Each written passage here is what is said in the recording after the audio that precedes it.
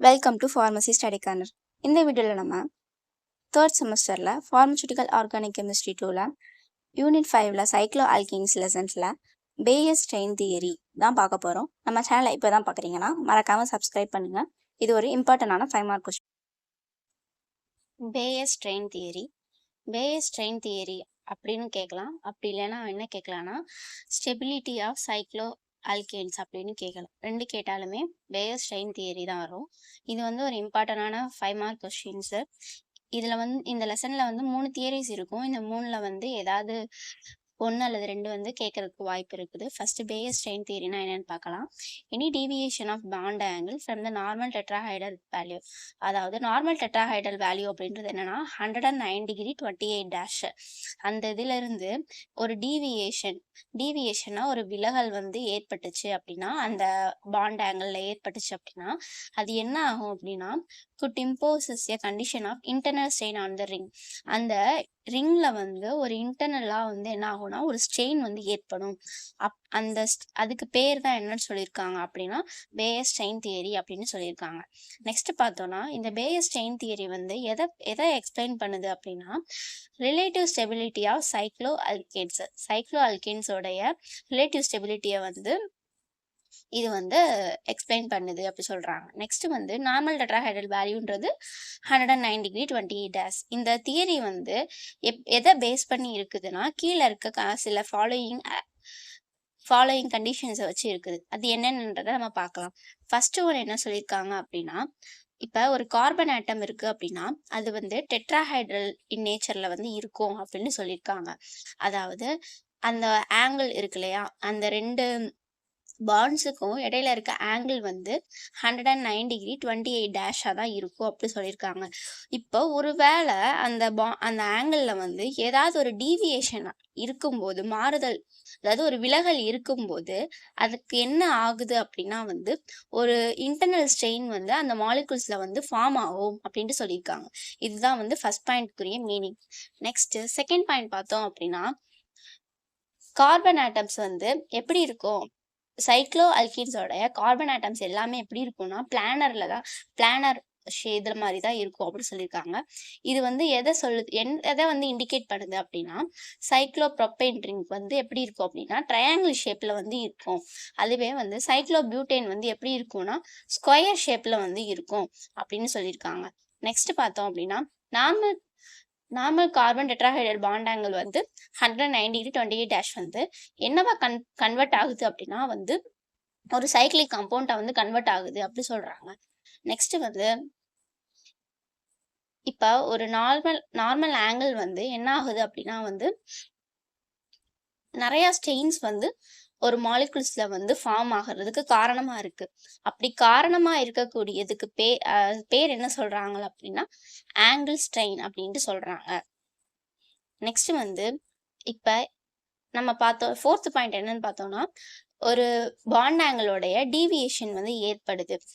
அதாவது அப்படி ஏற்படும் போது என்ன ஆகும் அப்படின்னா அந்த ஸ்ட்ரெயின் அந்த ரிங்கை காட்டிலும் கிரேட்டரா இருக்கும், அதிகமா இருக்கும் அப்படின்னு சொல்றாங்க.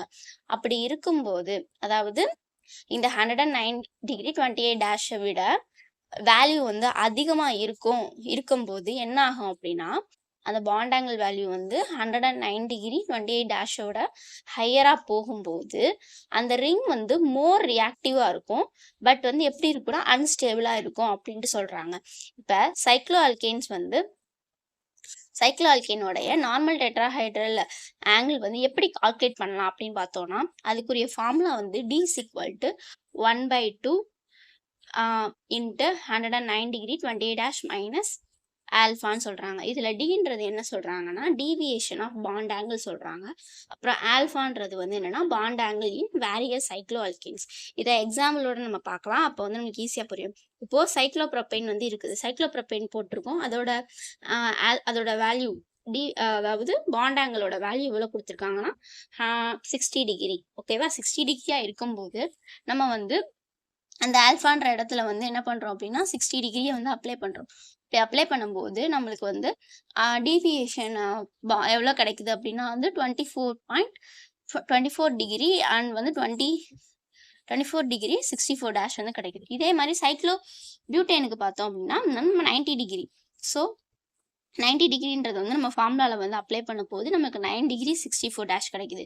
இதுவே வந்து சைக்ளோ பென்டேன் பார்த்தோம்னா 108 டிகிரி வேல்யூவாக இருக்குது. அப்ளை பண்ணும்போது 0 டிகிரி 64 டேஷ் கிடைக்குது.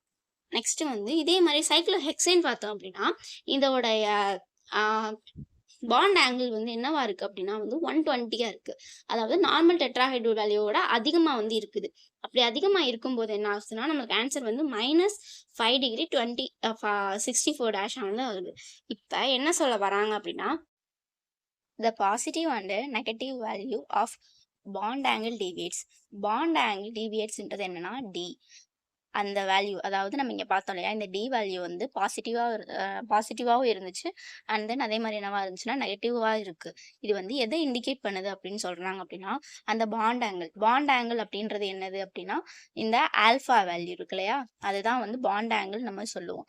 அந்த ஆல்ஃபா வேல்யூ வந்து லோயரா இருக்கா இல்ல ஹையரா இருக்கா, அதாவது லோயரா இருக்கா இல்ல கிரேட்டரா இருக்கா, எதை விட அப்படின்னா நார்மல் டெட்ராஹைட்ரல் வேல்யூ அப்படின்றது என்னது, இந்த 109 டிகிரி 28 டேஷ்.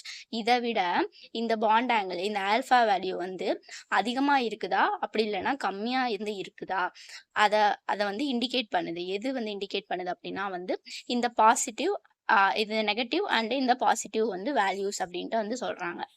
அவ்வளோதான் இந்த பாயிண்ட். நெக்ஸ்ட் பார்த்தோம் அப்படின்னா இப்போ வந்து அந்த ஸ்ட்ரெயின் வந்து எப்படி இருக்கலாம்னு சொல்றாங்க அப்படின்னா வந்து இன்வர்டா இருக்கலாம், அப்படி இல்லைன்னா எப்படி இருக்கலாம்னா அவுட்வர்டா வந்து இருக்கலாம். அந்த ஸ்ட்ரெயின் வந்து கண்டினியூவா இன்க்ரீஸ் ஆகிக்கிட்டே இருந்துச்சு அப்படின்னா என்ன ஆகும் அப்படின்னா வந்து கார்பன் ஆட்டம்ஸ் அந்த ரிங்ல இருக்கக்கூடிய கார்பன் ஆட்டம்ஸ் வந்து என்ன ஆகும்னா இன்க்ரீஸ் ஆகும்னு சொல்றாங்க. ரிங் வந்து கண்டினியூஸா இன்க்ரீஸ் ஆச்சுன்னா கார்பன் ஆட்டம்ஸ் என்ன ஆகும் அப்படின்னா அதோட நம்பர்ஸும் இன்க்ரீஸ் ஆகும். நெக்ஸ்ட் வந்து இந்த பேயர்ஸ்டைன் தியரி இருக்கு இல்லையா, பேயர்ஸ்டைன் தியரியில சைக்ளோஹெக்சேனும் அப்புறம் வந்து அதை விட ஹையரான சைக்ளோ அல்கேன்ஸ் எப்படி இருக்கும்னா வந்து ரொம்பவே வந்து அன்ஸ்டேபிளா இருக்கும், பட் வந்து மோர் ரியாக்டிவா இருக்கும் அப்படின்னு சொல்லியிருக்காங்க. நெக்ஸ்ட் வந்து இதோட லிமிடேஷன்ஸ் அப்படின்னு நம்ம பார்த்தோம்னா என்ன சொல்லியிருக்காங்கன்னா குவாண்டம் மெக்கானிக்கல் கால்குலேஷன் வந்து என்ன பண்ண முடியாது அப்படின்னா வந்து does not permit very large deviation of bond angle வந்து ரொம்ப ஒரு லார்ஜ் டீவியேஷன் வந்து அதை வந்து பெர்மிட் வந்து பண்ணாது அப்படி சொல்லியிருக்காங்க. நெக்ஸ்ட் பார்த்தோம் அப்படின்னா என்னன்னா இந்த ஆல் த சைக்ளோ அல்கேன்ஸ் வந்து எப்படி இருக்கும்னா பிளானரா தான் இருக்கும் அப்படின்னு சொன்னோம். எதை தவிர அப்படின்னா வந்து சைக்ளோ ப்ரோப்பேன் தவிர. அதனால இந்த பேயர்ஸ்டைன் தியரி வந்து not suitable for some cases. சில கேசஸ்ல வந்து இந்த பேயர்ஸ்டைன் தியரி வந்து எப்படி இருக்காதுன்னா சூட்டபிளா இருக்காது அப்படின்னு சொல்லியிருக்காங்க. And thank you for watching our channel Pharmacy Study Corner. மறக்காம நம்ம சேனலை லைக் பண்ணுங்க, ஷேர் பண்ணுங்க, அண்ட் உங்களுக்கு ஏதாவது டவுட் இருந்துச்சுன்னா கமெண்ட் பண்ணுங்க. மறக்காம நம்ம சேனலை சப்ஸ்கிரைப் பண்ணுங்க. And thank you for watching.